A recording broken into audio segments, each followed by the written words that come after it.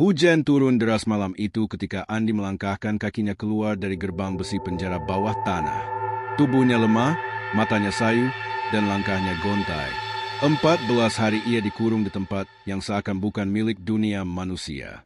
Tidak ada catatan resmi tentang penjara itu, bahkan polisi biasa pun enggan menyebut-nyebutnya. Yang orang tahu, siapapun yang masuk ke sana tidak pernah sama lagi ketika keluar. Andi adalah salah satu dari sedikit yang beruntung bisa bebas. Ia bukan penjahat besar, bukan pula pembunuh berdarah dingin. Hanya sebuah kesalahpahaman yang membawanya ke sana. Namun bagi Andi, 14 hari di bawah tanah itu terasa seperti hukuman seumur hidup. Sejak keluar, ketenangan tak pernah benar-benar datang padanya. Malam pertama, ia terbangun oleh suara rantai beradu. Malam berikutnya, ia melihat bayangan bergerak di sudut kamarnya, meski lampu tetap menyala. Bahkan di siang hari, ia kerap merasakan hembusan napas dingin di tengkuknya, seolah ada sesuatu yang berdiri tepat di belakang. Andi? Suara itu lirih, nyaris seperti bisikan yang muncul dari dalam pikirannya sendiri. Ia menoleh cepat, tapi selalu mendapati ruangan kosong.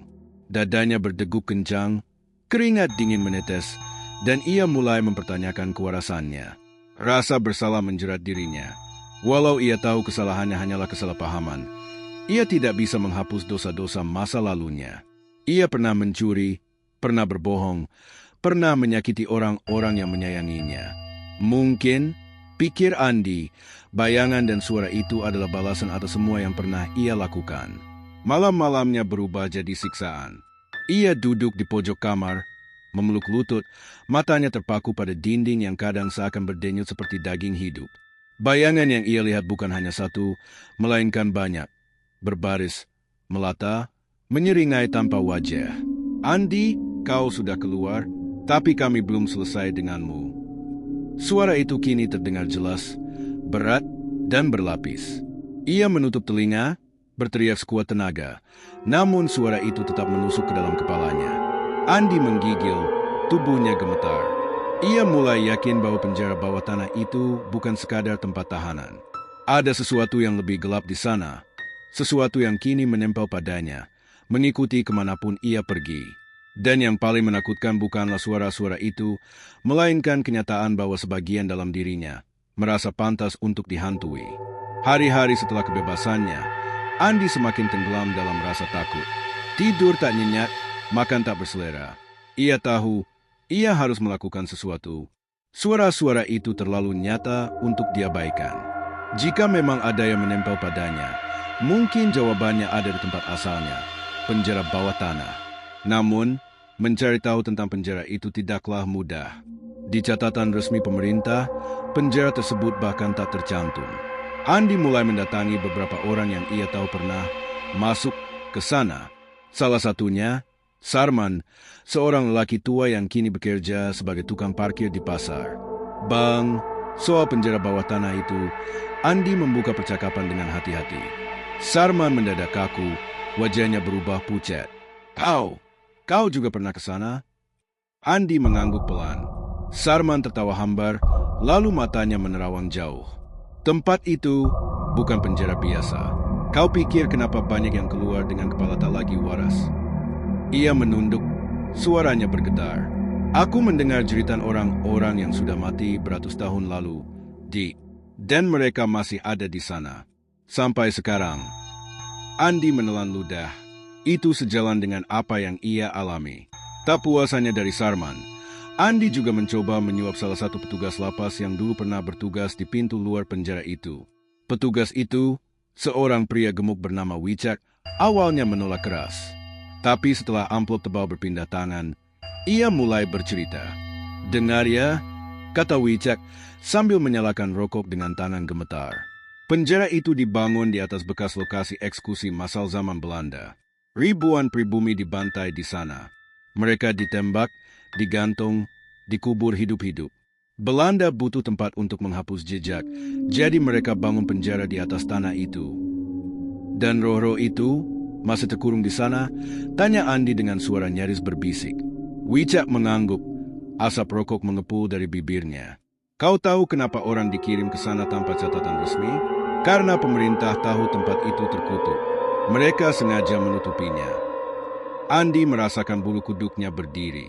Semua potongan mulai menyatu, jeritan, bayangan, suara rantai. Ia bukan hanya dihukum sebagai manusia. Ia telah menjadi bagian dari sesuatu yang lebih tua, lebih gelap. Namun kepingan terbesar datang bukan dari mulut orang lain, melainkan dari benda tua yang ia temukan sendiri. Suatu sore, saat ia memberanikan diri kembali ke area dekat penjara, ia menemukan sebuah rumah kecil reot yang tampak kosong. Di dalamnya, di balik papan lantai yang lapuk, ia mendapati sebuah jurnal berdebu. Tulisannya nyaris pudar dimakan waktu. Halaman-halamannya berisi catatan seorang penjaga penjara dari masa kolonial. Coretan tinta hitam itu bercerita tentang malam-malam aneh, tentang suara-suara yang tak pernah berhenti meski semua tahanan sudah dieksekusi. Mereka tidak tidur. Mereka berbisik di telingaku. Mereka menuntut darah baru. Aku tahu, penjara ini bukan sekadar bangunan. Ini adalah perut bumi yang menelan arwah-arwah terkutuk. Dan kami, para penjaga, hanyalah pelayan bagi mereka. Andi membaca dengan tangan bergetar. Setiap kalimat seakan menggema di kepalanya. Di beberapa halaman terakhir, tinta berubah kasar. Tulisan berantakan seperti dibuat dengan tergesa-gesa. Mereka mulai keluar. Bayangan-bayangan itu mengikuti sampai ke rumahku. Aku tak bisa lepas. Jika ada yang membaca ini, ketahuilah kau juga akan menjadi bagian dari mereka. Andi menjatuhkan jurnal itu, dadanya berdegup kencang. Keringat dingin mengalir deras di pelipis. Kalimat terakhir seperti ditujukan langsung padanya. Suara berbisik kembali muncul, kali ini lebih jelas. Andi, kau membaca kami, kini kau tak bisa pergi. Ruangan itu mendadak terasa sempit. Bayangan di sudut bergerak, semakin besar, semakin dekat. Jurnal di lantai terbuka sendiri. Halamannya bergetar seolah ditiup angin yang datang dari bawah tanah. Andi mundur, matanya tak bisa lepas dari tulisan yang tampak samar di ujung halaman terakhir. Kalimat yang bahkan tidak ia baca sebelumnya. Mereka mencari tubuh baru.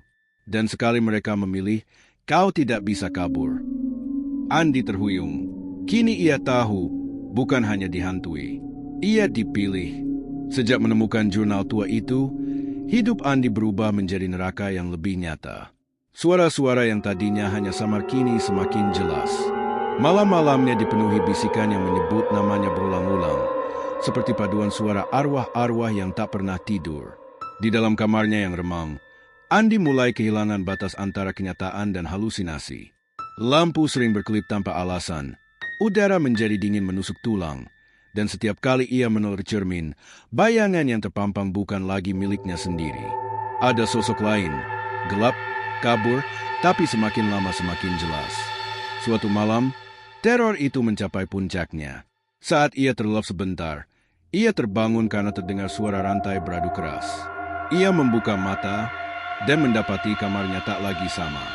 Dinding seakan memanjang, menghitam, dan udara penuh bau besi karat bercampur darah. Di sudut ruangan, sebuah sosok perlahan muncul dari kegelapan. Bentuknya menyerupai manusia, namun tak memiliki wajah. Hanya dua mata merah menyala yang menembus kegelapan, berdenyut seperti bara api. Tubuhnya diselimuti kabut hitam pekat yang terus bergerak, seperti asap hidup. Andi membeku, jantungnya berdegup kencang, mulutnya kering. Keringat dingin bercucuran, namun kakinya tak bisa digerakkan. Makhluk itu melangkah maju, suaranya tak menghasilkan bunyi tapak, hanya gema hampa yang membuat bulu kuduk meremang. Lalu terdengar bisikan itu lagi, lebih berat, lebih dekat, seolah langsung diucapkan di dalam kepalanya. Andi, kau sudah membaca, kau sudah melihat, kau adalah milik kami sekarang. Andi menutup telinga, berteriak, pergi, pergi dari hidupku. Namun suara itu makin keras. Kau harus kembali. Kembali ke bawah tanah, tempat kami menunggu. Tempat kau akan menyatu. Mata merah itu berkilat, dan tiba-tiba bayangan hitam itu menjulur seperti tangan panjang yang meraih ke arah Andi. Ia terjerembab ke lantai. Tubuhnya terasa ditarik oleh sesuatu yang tak kasat mata. Andi menggapai-gapai, meraih meja kecil di samping tempat tidur. Jurnal tua yang ia simpan jatuh terbuka. Halamannya berkibar-kibar meski tak ada angin. Tulisan-tulisan di dalamnya bercahaya samar, seakan dihidupkan kembali oleh kehadiran makhluk itu. Andi, bisikan itu berubah menjadi perintah, dingin dan tak terbantahkan. Kembali ke penjara. Jika tidak, kami akan mengambilmu di sini.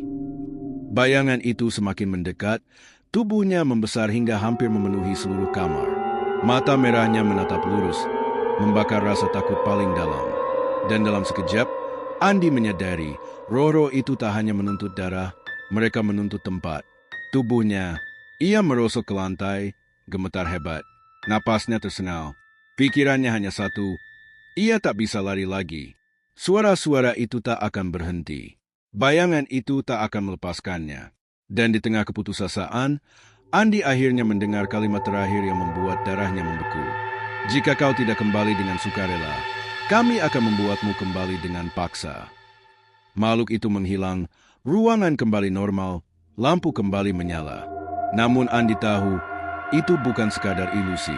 Karena di lengannya, jelas terlihat bekas cengkeraman hitam, seperti tangan yang baru saja menariknya dari kegelapan. Andi tahu ia tidak bisa bertahan lebih lama. Teror itu semakin hari semakin parah. Tidurnya selalu diganggu, tubuhnya makin lemah, dan tatapan mata merah itu terus menghantuinya bahkan saat ia terjaga. Seolah ada sosok tak kasat mata yang menempel pada dirinya, menghisap tenaganya perlahan-lahan.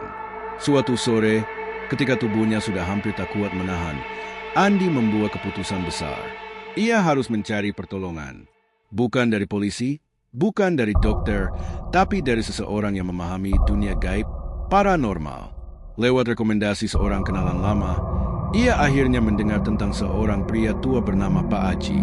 Orang-orang mengatakan bahwa Pak Aji bukan sekadar orang pintar, melainkan seorang penjaga ilmu warisan leluhur yang pernah berhadapan langsung dengan makhluk-makhluk dari dimensi lain.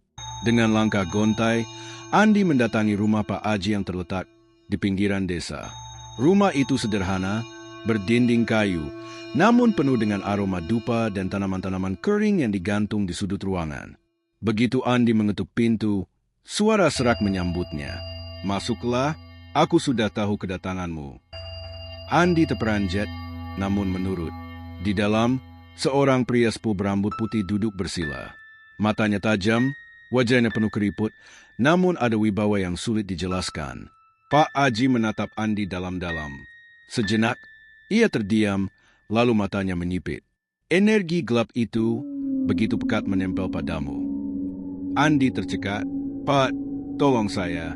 Sejak keluar dari penjara itu, saya tidak bisa hidup tenang.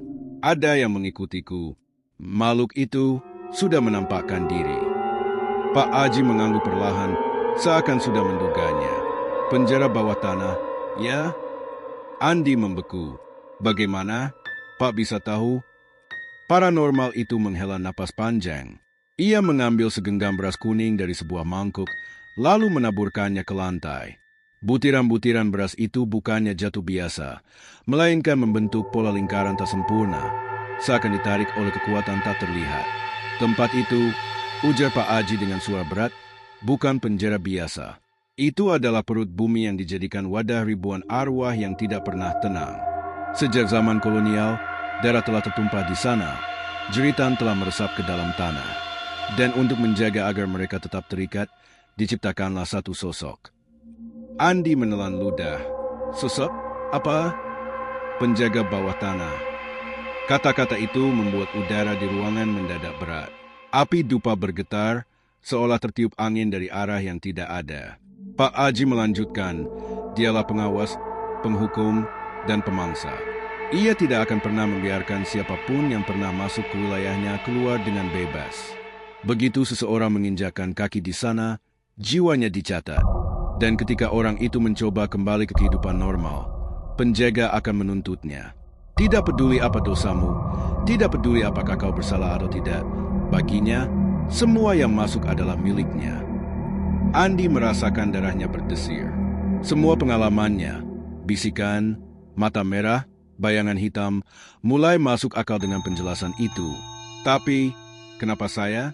Saya hanya dihukum 14 hari. Itu pun karena kesalahpahaman. Saya tidak pantas.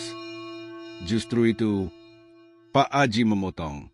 Yang paling menderita bukan mereka yang bersalah, tapi mereka yang tidak seharusnya berada di sana, karena penjaga tidak membedakan. Ia lapar, ia marah, ia hanya tahu satu hal. Siapapun yang pernah merasakan tanah itu tidak boleh pergi. Andi gemetar, kepalanya tertunduk. Apa yang harus saya lakukan? Pak, saya tidak bisa terus begini. Ia bilang kalau saya harus kembali ke penjara. Pak Aji menatapnya lama, seolah menimbang sesuatu. Jika kau kembali ke sana, kau tidak akan keluar lagi. Tubuhmu akan jadi wadah, jiwamu akan ditelan. Tapi jika kau melawan, itu berarti kau menantang penjaga langsung. Pertarungan yang tidak pernah dimenangkan siapapun sebelumnya. Sunyi panjang menggantung di ruangan. Suara jangkrik dari luar seakan lenyap, hanya detak jantung Andi yang bergemuruh di telinganya. Akhirnya, Pak Aji menutup mata, menggumamkan doa-doa pendek, lalu membuka kembali. Tatapannya kini lebih tajam, seakan menembus jiwa Andi. Kau harus memilih, nak, kembali ke bawah tanah dan menyerahkan dirimu, atau melawan dan berisiko kehilangan segalanya. Tapi ingat, jika kau melawan, aku akan membantumu. Namun, jalan ini akan penuh darah, air mata, dan pengkhianatan dari dunia gaib yang tidak pernah kau kenal sebelumnya.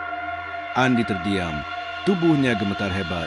Pilihan itu terasa seperti dua pintu menuju neraka. Namun satu hal jelas, apapun keputusannya, hidupnya tidak akan pernah sama lagi. Suasana di rumah kayu Pak Aji semakin berat setelah penjelasan panjang itu. Andi duduk dengan wajah pucat, kedua tangannya gemetar. Teror yang ia alami memang tak tertahankan, tapi pilihan yang baru saja Pak Aji berikan jauh lebih menakutkan. Paranormal tua itu akhirnya membuka suara lagi, dengan nada tenang namun tegas. Dengarkan baik-baik, nak, tidak ada cara mudah, tidak ada jampi singkat yang bisa memutus ikatanmu dengan penjaga bawah tanah. Satu-satunya jalan adalah dengan kembali ke tempat asalnya. Andi spontan menoleh, matanya melebar. Apa? Kembali? Pak, kalau saya kembali ke sana, bukankah itu sama saja bunuh diri? Pak Aji menghela napas panjang, lalu mengusap janggut putihnya. Benar, jika kau kembali tanpa persiapan, kau tidak akan pernah pulang. Tapi ada sesuatu yang bisa menjadi kunci. Sebuah artefak kuno, peninggalan zaman kolonial, yang disembunyikan di dalam penjara itu. Artefak itu dibuat oleh seorang dukun pribumi yang dulu dipaksa Belanda menjaga tempat tersebut. Konon, benda itu bisa mengunci kembali roh-roh yang berkeliaran di sana, termasuk penjaga. Andi terdiam, menelan ludah. Artefak? Apa itu, Pak? Batu hitam, tak sebesar kepalan tangan, dengan ukiran mantra kuno di permukaannya. Orang menyebutnya Watu Jangkar. Mata Pak Aji menatap dalam, suaranya lirih. Dengan batu itu, kau bisa mengembalikan mereka ke perut bumi. Tanpa itu, mustahil. Teror ini tidak akan berhenti sampai tubuhmu menjadi milik mereka. Andi merasa darahnya berdesir. Sekaligus ketakutan, tapi juga sedikit harapan. Kalau begitu, saya harus menemukannya. Pak Aji mengangguk pelan.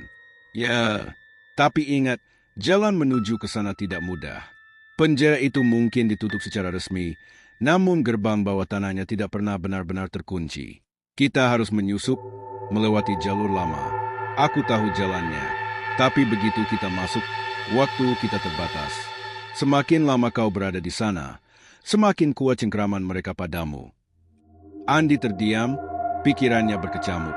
Kenangan 14 hari penuh kengerian di bawah tanah itu berkelebat, membuat tubuhnya hampir lumpuh hanya karena membayangkan kembali ke sana. Namun suara bisikan, mata merah, dan bayangan hitam yang terus menghantuinya lebih dari cukup untuk mendorongnya. Apapun risikonya, saya akan lakukan, ucapnya akhirnya, meski suaranya bergetar. Kalau tidak, saya akan mati di luar sana. Pak Aji menepuk pundaknya dengan tangan gemetar namun penuh keyakinan. Bagus, maka kita harus bersiap. Malam itu juga, mereka mulai menyusun rencana. Pak Aji menyiapkan berbagai perlengkapan, dupa, garam, benang merah, serta keris kecil yang katanya diwariskan dari leluhurnya. Ini bukan untuk melukai mereka, jelasnya, tapi untuk menahan ketika mereka mencoba merenggut jiwamu. Andi, di sisi lain, menyiapkan keberanian yang nyaris tak ia miliki. Mereka sepakat akan berangkat pada malam berikutnya, ketika bulan purnama mulai naik. Bulan adalah saksi, kata Pak Aji, dan cahaya purnama bisa melemahkan mereka sejenak. Itulah celah kita. Andi mengangguk, walau rasa takut menggerogoti hatinya. Ia tahu, perjalanan kembali ke penjara bawah tanah bukan sekadar misi berbahaya. Itu adalah perjalanan menuju pusat mimpi buruk yang selama ini menjeratnya. Dan entah apapun yang menunggu di sana, ia hanya punya satu tujuan, menemukan Watu Jangkar sebelum dirinya benar-benar hilang selamanya.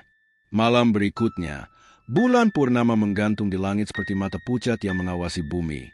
Andi dan Pak Aji bergerak diam-diam melewati jalan setapak yang jarang dilalui orang, menuju ke area hutan tempat penjara bawah tanah tersembunyi. Bangunan penjara itu, dari luar, tampak seperti gudang tua yang ditinggalkan. Ket dindingnya sudah mengelupas, atapnya sebagian roboh, dan lumut menempel di setiap sisi. Namun begitu mereka mendekat, udara seketika berubah. Angin yang tadinya sejuk menjadi dingin menusuk tulang, seolah ada sesuatu yang menghisap kehangatan dari tubuh mereka. Andi menggigil, bukan hanya karena dingin, tapi juga karena kenangan buruk kembali menyeruak. Ia bisa merasakan ngeri yang sama seperti pertama kali digiring ke bawah tanah ini. Langkah kakinya berat, tapi Pak Aji terus memimpin dengan mantap. "Tenang, nak," bisik Pak Aji. "Jangan biarkan rasa takutmu terbaca." Mereka mengincar kelemahan itu. Gerbang besi berkarat akhirnya mereka temukan, terkunci dengan rantai tua. Pak Aji merapalkan doa singkat, lalu dengan satu tarikan, rantai itu terlepas sendiri. Jatuh ke tanah dengan suara bergema yang anehnya tidak diserap udara, seolah gaungnya berjalan lebih jauh ke dalam kegelapan. Mereka turun melalui tangga batu yang berliku. Semakin dalam, udara semakin pengap, berbau besi karat dan tanah basah. Cahaya obor yang dibawa Pak Aji menari-nari di dinding sempit, menyingkap ukiran-ukiran tak jelas yang tampak seperti bekas cakar atau tulisan asing. Saat mereka tiba di lorong utama, Andi membeku. Suara itu kembali. Jeritan, bisikan, ratapan, semuanya bercampur menjadi paduan suara arwah yang tak pernah diam. Dan kali ini, bukan hanya suara. Bayangan mulai muncul di sekitar mereka. Sosok-sosok kurus, berpakaian compang-camping layaknya narapidana tempo dulu, berjalan terpincang dengan wajah pucat penuh luka. Ada pula sosok berbaju penjaga Belanda dengan mata kosong dan leher berlumuran darah, seolah baru saja digorok. Andi mundur beberapa langkah, wajahnya pucat pasi. "Pak, mereka nyata." Pak Aji menancapkan keris kecil ke tanah, membuat lingkaran garam di sekitar mereka. "Jangan takut, itu hanya manifestasi. Selama kita tidak mengusik, mereka tidak akan menyentuhmu." Namun bahkan di dalam lingkaran itu, Andi bisa merasakan tatapan kosong puluhan pasang mata mengarah padanya, menembus jantungnya, seolah menuntutnya kembali menjadi bagian dari mereka. Mereka melangkah terus, melewati lorong demi lorong yang semakin sempit. Akhirnya, mereka sampai di sebuah dinding batu besar dengan celah kecil di salah satu sisinya. Pak Aji menempelkan telinganya, lalu bergumam, "Ini dia, ruang tersembunyi yang kucari." Dengan sedikit tenaga, mereka berhasil mendorong batu itu terbuka, menyingkap lorong sempit menuju ruang rahasia. Begitu memasuki ruangan itu, hawa dingin langsung menyergap lebih kuat. Obor Pak Aji berkedip-kedip, hampir padam, dan suara-suara aneh menggema di telinga Andi.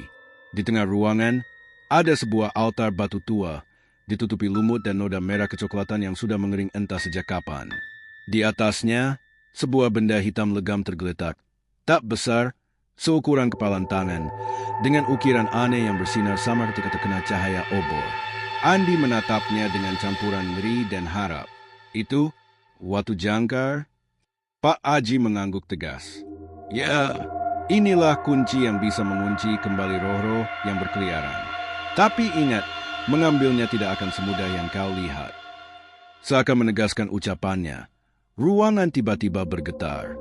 Suara gemuruh terdengar dari dalam tanah, dan bayangan gelap mulai merayap dari setiap sudut. Dua mata merah menyala perlahan terbentuk di kegelapan, menatap langsung ke arah mereka. "Andi," bisikan itu muncul lagi, jauh lebih jelas, jauh lebih kuat. "Kau kembali, dan kau tidak akan pergi lagi." Andi terhuyung, napasnya tercekat. Tapi kali ini, ia tak hanya melihat teror. Ia melihat tujuan, artefak itu satu-satunya harapannya. Dengan tangan gemetar, ia melangkah maju, mendekati altar, sementara kegelapan mulai bergerak untuk mencegahnya. Andi melangkah pelan mendekati altar. Watu jangkar tampak semakin jelas di depan matanya. Batu hitam itu berdenyut perlahan, seolah memiliki detak jantung sendiri. Setiap kali Andi melangkah satu langkah lebih dekat, hawa dingin semakin menusuk hingga tulangnya bergetar. Saat jemarinya hampir menyentuh permukaan artefak itu, bumi berguncang. Dari kegelapan yang mengelilingi mereka, bayangan raksasa muncul, membentuk tubuh menjulang tinggi yang hampir memenuhi seluruh ruangan. Sosok itu tanpa wajah, tubuhnya hitam pekat, namun matanya, dua cahaya merah menyala, membelah kegelapan seperti bara api. Suara bergemuruh menggema dari segala arah, bukan dari mulut, melainkan dari dinding, lantai, dan udara itu sendiri. Aku adalah penjaga bawah tanah. Semua yang masuk adalah milikku. Andi terhempas ke belakang oleh hembusan angin gelap, dadanya sesak. Ia mencoba bangkit, namun tubuhnya seakan ditindih ribuan beban. "Pak Aji," teriak Andi panik. "Apa yang harus saya lakukan?" Namun Pak Aji tidak segera menjawab.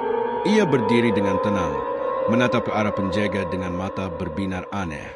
Lalu, sesuatu yang tak pernah diduga Andi terjadi. Pak Aji tersenyum. Senyum yang bukan penuh kebijaksanaan, melainkan dingin, menyeramkan, penuh kepuasan. "Akhirnya," gumam Pak Aji, "setelah bertahun-tahun, aku bisa menyaksikan kebangkitanmu sepenuhnya." Andi terkejut. "Pak, apa maksudnya?" Pak Aji menoleh ke arahnya. Tatapannya berubah dingin. "Kau pikir aku menolongmu?" "Tidak, nak.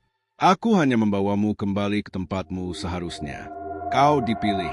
Kau adalah persembahan terakhir yang diperlukan untuk menguatkan penjaga." Andi tercekat. "Tidak, kau bohong." Pak Aji tertawa rendah, suaranya serak. "Aku adalah anggota sekte lama. Sekte yang sejak dulu menjaga hubungan dengan penjaga bawah tanah. Kami menyembahnya, memberi persembahan, agar kekuatannya tetap hidup. Dan kau adalah pintu yang kami tunggu." Andi merasa kepalanya berputar. Semua yang ia alami, petunjuk, rencana, bahkan harapan yang diberikan Pak Aji, ternyata jebakan. Penjaga semakin dekat, matanya merah membesar. Cahaya dari tubuhnya menyelimuti ruangan. Suara bisikannya kini begitu jelas di telinga Andi. "Kau tidak bisa lari, Andi. Kau akan menyatu denganku." Andi bangkit dengan sisa tenaga, mundur ke belakang. "Pak, kau gila? Kalau penjaga bebas, semua orang akan binasa." Pak Aji melangkah ke depan, menutup jalan Andi menuju altar. Biar begitu, dunia lama harus runtuh, agar dunia baru lahir dengan penjaga sebagai penguasa. Hatinya berkecamuk. Kini ia tak hanya menghadapi sosok gaib yang tak terbayangkan, tapi juga pengkhianatan manusia yang ia percayai. Andi benar-benar sendirian. Bayangan hitam penjaga merentangkan, tangannya menjulur seperti akar pohon raksasa, berusaha meraih tubuh Andi. Di saat yang sama, Pak Aji menghunus keris leluhurnya, bukan untuk melindungi, melainkan untuk menusuk jika Andi mencoba mengambil watu jangkar. Andi terkepung. Dalam benaknya, hanya ada satu pilihan, melawan. Jika ia menyerah, ia akan jadi korban. Jika ia melawan, ia harus menantang bukan hanya kengerian gaib, tapi juga pengkhianatan manusia. Dan di tengah pusaran kegelapan itu, satu hal membakar hatinya, kehendak untuk tetap hidup. Ruangan bergetar, suara retakan terdengar dari langit-langit penjara bawah tanah. Debu berterbangan, batu-batu kecil jatuh menghantam lantai. Cahaya merah dari mata penjaga bawah tanah makin menyilaukan. Pak Aji berdiri di depan altar, tangannya mengarah pada watu jangkar. Senyumnya penuh keyakinan, hampir seperti orang yang sedang berdoa khusyuk. "Andi," suaranya berat, penuh kemenangan. "Kau harus tahu sesuatu sebelum semuanya berakhir. Artefak ini," ia menunjuk watu jangkar yang berdenyut seperti jantung, "bukanlah kunci untuk mengurung roh-roh itu. Bukan untuk menutup, melainkan untuk membuka." Andi terdiam. Napasnya memburu, matanya melebar. Apa maksudmu? Pak Aji melangkah lebih dekat. Keris di tangannya berkilat terkena pantulan cahaya merah. Selama ini aku membiarkanmu percaya bahwa kau akan menyelamatkan dirimu dengan artefak itu. Padahal, kebenarannya, artefak inilah pintu menuju kebangkitan penjaga. Dengan kekuatannya, dunia akan dipenuhi kegelapan. Tatanan lama runtuh, dan hanya mereka yang setia akan diberi tempat. Tidak, Andi menggeleng keras. Itu mustahil. Kau menipuku. Pak Aji terkekeh. Kau pikir kenapa justru kau yang dikirim ke penjara itu? Kenapa bukan narapidana lain? Kenapa hanya 14 hari? Padahal kasusmu sepele? Andi terdiam. Pertanyaan itu memang selalu mengganjal. Tapi ia tidak pernah mendapat jawaban. Pak Aji menatapnya tajam. Karena kau, Andi, adalah keturunan dari salah satu penjaga yang dulu memimpin eksekusi massal di sini pada zaman kolonial. Darahmu adalah kunci. Andi mundur satu langkah, wajahnya pucat. Keturunan? Ya, lanjut Pak Aji dengan suara penuh gairah fanatik. Nenek moyangmu menumpahkan darah ratusan orang tak bersalah di tanah ini. Karena itu, nasibmu telah ditentukan. Penjaga membutuhkanmu untuk membuka rantai terakhir. Darahmu akan jadi persembahan. Andi teringat bayangan samar yang pernah ia lihat di mimpinya. Sosok pria berseragam kolonial yang wajahnya mirip dirinya. Kini semua kepingan itu menyatu. Bukan sekadar mimpi. Itu adalah ingatan yang diwariskan. Hatinya bergolak antara marah, takut, dan putus asa. Jadi, aku dijebak sejak awal. Pak Aji mengangguk. Puas, kau bisa saja kabur. Tapi sejauh apapun kau pergi, penjaga akan selalu menemukanmu. Karena bukan kau yang memilih, Andi, darahmu yang memilihmu. Penjaga bawah tanah merentangkan bayangannya semakin lebar. Dari tubuhnya muncul jeritan-jeritan samar, suara orang-orang yang dieksekusi berabad lalu. Ruangan penuh dengan energi gelap yang menekan dada Andi, membuatnya hampir tak bisa bernapas. Lalu terdengar lagi bisikan yang sangat jelas di telinganya. Serahkan dirimu, dan semua ini berakhir. Andi gemetar. Ia tahu, jika ia menyerah, mungkin penderitaannya berhenti. Tak ada lagi teror, tak ada lagi rasa bersalah. Tapi ia juga sadar, jika penjaga bebas, dunia akan hancur. Pak Aji menatapnya dengan tajam. Pilih, Andi. Kau bisa lari, menyerahkan dirimu, dan membiarkan dunia menerima takdirnya. Atau kau bisa melawan, tapi melawan berarti menolak darahmu sendiri. Dan itu akan lebih menyakitkan daripada mati. Andi menggenggam erat tangannya. Kuku-kukunya hampir menembus kulit. Tubuhnya gemetar, tapi matanya perlahan menatap lurus ke arah penjaga. Ia tahu ia dihadapkan pada dua jalan. Lari dan membiarkan dunia ditelan kegelapan. Bertarung, meski kemungkinan ia hancur sepenuhnya. Di balik ketakutannya, sesuatu dalam dirinya berbisik. Ia tidak bisa lari. Jika nenek moyangnya meninggalkan dosa, maka dialah yang harus menebusnya. Andi menarik napas dalam-dalam. Kalau begitu, aku akan melawan. Aku tak akan biarkan dunia jadi korban keserakahan kalian. Pak Aji menatapnya, terkejut sejenak, lalu tertawa panjang. Bagus, mari kita lihat seberapa kuat tekadmu melawan takdirmu sendiri. Cahaya merah dari mata penjaga makin menyala, seakan merespon keputusan itu. Udara bergetar, tanah berderak, dan kegelapan semakin menelan ruangan. Konfrontasi akhir baru saja dimulai. Suasana ruang altar berubah menjadi medan pertempuran.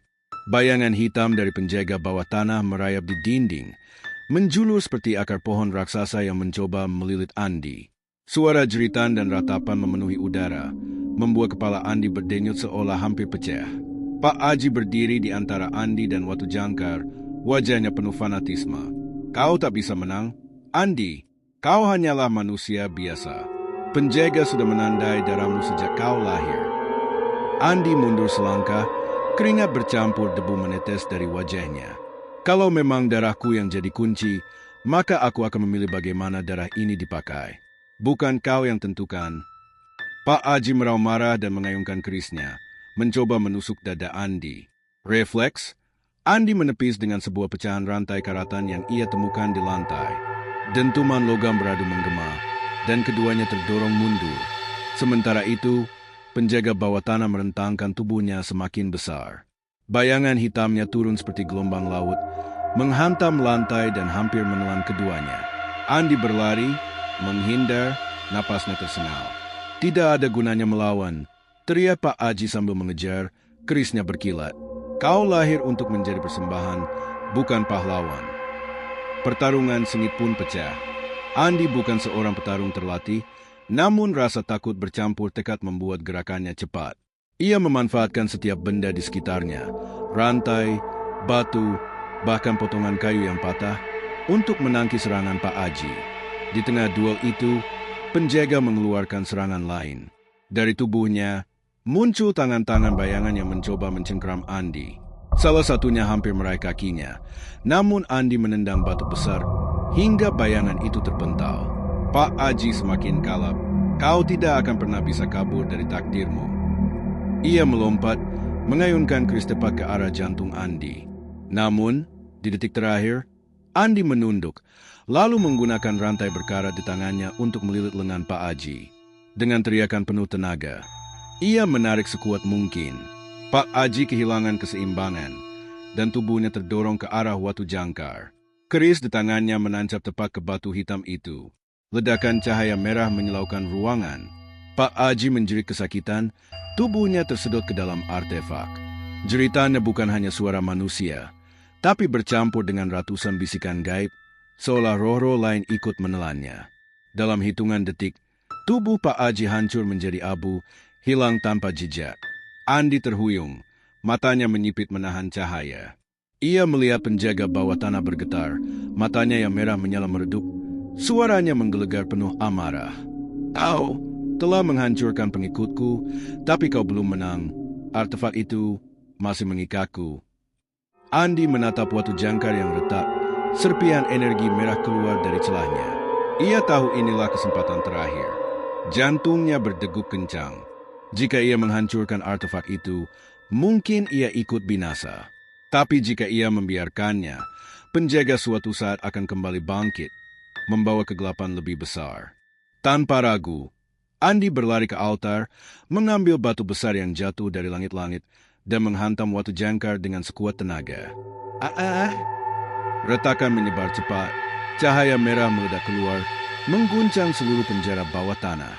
Jeritan penjaga bawah tanah memenuhi ruangan, suara yang menusuk telinga dan menembus jiwa. Bayangan hitamnya melilit Andi, mencoba menghentikannya, namun tekad Andi tak tergoyahkan. Dengan pukulan terakhir, Watu Jangkar pecah berkeping-keping. Ledakan energi gelap menghantam ruangan, melemparkan Andi ke dinding. Segalanya terasa bergetar, lalu sunyi. Ketika debu mereda, Andi terbaring lemah. Ia membuka matanya perlahan. Ruangan yang tadinya dipenuhi aura mencekam kini sepi, dingin, tapi tidak lagi terasa hidup. Penjaga bawah tanah telah lenyap. Andi menatap altar yang hancur. Ia hampir tidak percaya. Ia masih hidup. Tapi di hatinya, ia tahu bahwa ia telah memutus rantai kutukan itu, mengorbankan bagian dari dirinya untuk mencegah bencana besar. Ia bangkit dengan tertatih, meninggalkan ruangan suram itu. Di belakangnya, hanya ada keheningan. Dan di dalam dirinya, untuk pertama kalinya sejak ia keluar dari penjara, ia merasa bebas. Langit-langit penjara bawah tanah runtuh perlahan. Batu demi batu jatuh menghantam lantai. Suara retakan bergema memantul di dinding. Debu tebal menutupi pandangan, membuat Andi harus meraba jalan dengan tangan gemetaran. Dadanya sakit setiap kali bernapas, tapi langkahnya tidak berhenti. Ia tahu, jika ia tetap tinggal, ia akan terkubur bersama kegelapan yang baru saja ia kalahkan. Di belakangnya, altar tempat Watu Jangkar berada kini tinggal puing-puing hitam berasap. Tidak ada lagi cahaya merah, tidak ada lagi bayangan yang merayap di dinding. Hanya kegelapan mati, dingin, tanpa jiwa. Untuk pertama kalinya sejak keluar dari penjara, Andi tidak mendengar bisikan-bisikan itu. Tidak ada suara yang memanggil namanya. Tidak ada mata merah yang mengintai dari sudut pandangannya. Hanya keheningan. Meski begitu, hatinya masih dipenuhi rasa cemas. Aku harus keluar sebelum semuanya benar-benar runtuh. Dengan sisa tenaga, ia berlari tertatih menyusuri lorong sempit. Setiap langkah terasa seperti bertarung dengan waktu. Debu menutup paru-parunya, membuatnya batuk keras. Namun di kejauhan, ia melihat cahaya samar, pintu besi berkarat yang pernah ia lalui saat pertama kali masuk ke dalam. Andi meraih gagang pintu, menariknya dengan sekuat tenaga. Engselnya berdecit panjang, seperti enggan melepaskan rahasia gelap yang telah terjaga berabad-abad. Namun akhirnya pintu itu terbuka, dan cahaya bulan menembus masuk, menyinari wajahnya yang penuh debu dan darah. Ia keluar, terengah-engah, lalu menatap ke belakang. Suara runtuhan semakin keras, hingga akhirnya pintu besi itu ambruk, menutup akses ke dalam untuk selamanya. Andi jatuh terduduk di tanah. Matanya menatap langit malam yang penuh bintang, seakan-akan seluruh alam semesta menyambut kebebasannya. Untuk pertama kalinya, ia tidak merasa dikejar. Tidak ada bayangan, tidak ada teror, hanya dirinya dan keheningan yang menenangkan. Hari-hari berikutnya, Andi mencoba menjalani hidup baru. Ia tidak lagi dibayangi rasa bersalah berlebihan, meski luka masa lalu tetap ada. Setiap kali ia menutup mata, ia masih bisa mengingat wajah kosong penjaga bawah tanah atau tawa fanatik Pak Aji sebelum lenyap. Namun kali ini, kenangan itu tidak lagi menakutinya. Andi mulai bekerja sebagai tukang kayu di sebuah desa kecil. Tangannya yang dulu gemetar kini sibuk mengukir kayu, membangun rumah, membuat kursi, pintu, dan meja untuk orang-orang sederhana. Ia menemukan kedamaian dalam pekerjaan kecil, hal-hal yang nyata dan berguna. Orang-orang desa menyambutnya tanpa banyak bertanya tentang masa lalunya. Bagi mereka, Andi hanyalah seorang pekerja keras yang mencoba hidup jujur. Itu cukup. Malam-malam ia duduk di beranda rumah barunya, menatap bulan. Sesekali, rasa takut masih berbisik, bayangan samar di sudut mata, suara angin yang terdengar seperti bisikan. Namun ia belajar untuk tidak lari. Ia menatap langsung, menantang, dan ketakutan itu pun sirna. Karena kini ia tahu, keberanian bukan berarti tidak takut. Keberanian adalah menghadapi ketakutan itu, hingga akhirnya ketakutan tak lagi berkuasa. Pesan moral, Andi mengerti sesuatu yang sederhana namun mendalam. Masa lalu tidak bisa dihapus, tapi bisa dipahami. Rasa bersalah tidak bisa dilupakan, tapi bisa ditebus dengan keberanian. Ia telah menghadapi kengerian paling dalam, melawan bayangannya sendiri, dan keluar dengan jiwa yang lebih kuat. Cerita Andi berakhir bukan dengan kemenangan besar yang disaksikan banyak orang, melainkan dengan kebebasan sejati. Kebebasan dari belenggu masa lalu dan dari ketakutan yang pernah menguasainya. Dan dalam keheningan malam, Andi berbisik pada dirinya sendiri. Aku bebas,